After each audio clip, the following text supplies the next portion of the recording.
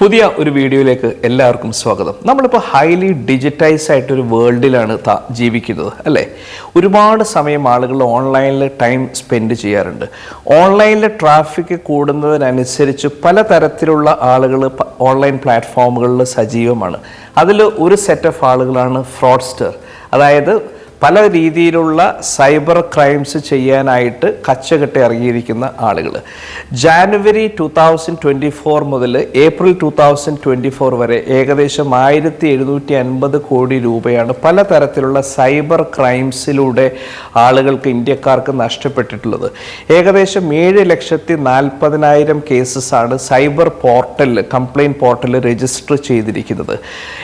Indian ministry of home അഫയേഴ്സിൻ്റെ കീഴിൽ cyber crimes coordinate ചെയ്യുന്ന ഒരു ഏജൻസിയാണ് 14C. അവരുടെ ഡേറ്റ പ്രകാരം ഇതിൽ 85% ഓഫ് ദ കേസസ് എന്ന് പറയുന്നത് മണി ലോണ്ടറിങ്, പൈസയുമായിട്ട് ബന്ധപ്പെട്ടുള്ള കേസസ് ആണ്. നമുക്ക് സൈബർ ക്രൈംസ് അല്ലെങ്കിൽ സൈബർ തട്ടിപ്പ് എന്ന് പറയുമ്പോൾ വളരെ കോമൺ ആയിട്ട് നമ്മുടെ മനസ്സിലേക്ക് ഓടിയെത്തുന്ന 3 കേസസ് ആണ്. ഒന്ന് നമ്മുടെ പേഴ്സണാലിറ്റി തെഫ്റ്റ്, അതായത് നമ്മൾ കണ്ടിട്ടില്ലേ മറ്റേ ഫേസ്ബുക്കിലൊക്കെ ഒരാളുടെ അക്കൗണ്ട് ഹാക്ക് ചെയ്ത് കഴിഞ്ഞിട്ട് ആ പേരിൽ പൈസ ചോദിക്കുന്നതും അവരുടെ പേഴ്സണാലിറ്റി ഡിഫേം ചെയ്യുന്നതുമായിട്ടുള്ള കേസസ്.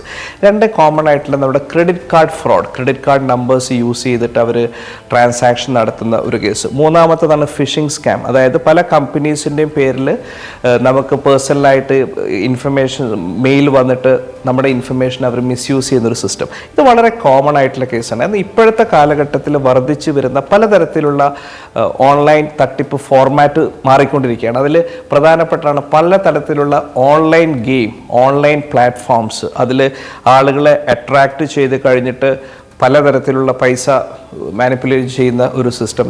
അതുപോലെ തന്നെ ഓൺലൈനായിട്ടുള്ള പല ആപ്സും പലതരത്തിലുള്ള പ്രോമിസും കസ്റ്റമേഴ്സിന് കൊടുത്തിട്ട് അവരുടെ കയ്യിൽ നിന്ന് പൈസ മേടിക്കുന്ന ഒരു സിസ്റ്റം. 2-മത്തെ ഒരു ഇതാണ് ഈ ആൽഗരിതം മാനിപ്പുലേഷൻ. ആൽഗരിതം എന്ന് പറയുന്നത് ഒരു ഡിജിറ്റൽ പ്ലാറ്റ്ഫോം എങ്ങനെ വർക്ക് ചെയ്യണം എന്നുള്ള അതിൻ്റെ ഒരു മാത്തമാറ്റിക്കൽ ഫോർമുല സെറ്റ് ചെയ്യുന്നതാണ് ആൽഗരിതം എന്നുകൊണ്ട് ഉദ്ദേശിക്കുന്നത്. അത് എപ്പോൾ വേണമെങ്കിലും അതിൻ്റെ ഓപ്പറേറ്റേഴ്സിന് ബാക്ക് എൻഡിൽ നിന്ന് ചേഞ്ച് ചെയ്യാം. ഫോർ എക്സാമ്പിൾ, നമ്മൾ ഒരു ഓൺലൈൻ ഗെയിമോ അല്ലെങ്കിൽ ഒരു ഓൺലൈൻ പ്ലാറ്റ്ഫോംസിലോ നമ്മൾ എൻറോൾ ചെയ്യുകയാണെന്ന് വെച്ചോളൂ. നമ്മൾ അതിന് വേണ്ടിയിട്ട് നമ്മൾ ഒരുപാട് പൈസ മുടക്കി അത് പ്രൊമോട്ട് ചെയ്യുന്നു. അത് പറയുകയാണ് നമുക്ക് ഇത്ര സ്കോർ അല്ലെങ്കിൽ ഇത്ര കസ്റ്റമേഴ്സ്, ഇത്ര വ്യൂവർഷിപ്പ് കിട്ടിക്കഴിഞ്ഞാൽ മോണിറ്റൈസ് ചെയ്യുമെന്നാണ് അവർ ഓഫർ ചെയ്യുന്നതെങ്കിൽ ആ റൂൾസ് അവർക്ക് എപ്പോൾ വേണമെങ്കിലും ബാക്ക് എൻഡിൽ നിന്ന് ചേഞ്ച് ചെയ്യാം. അപ്പോൾ അൺഓതറൈസ്ഡ് ആയിട്ടുള്ള പ്ലാറ്റ്ഫോമിൽ നമ്മൾ ഒരുപാട് ട്രാൻസാക്ട് ചെയ്യുമ്പോൾ ഈ കാര്യങ്ങൾ നമ്മൾ ശ്രദ്ധിക്കേണ്ടതായിട്ട് വരും.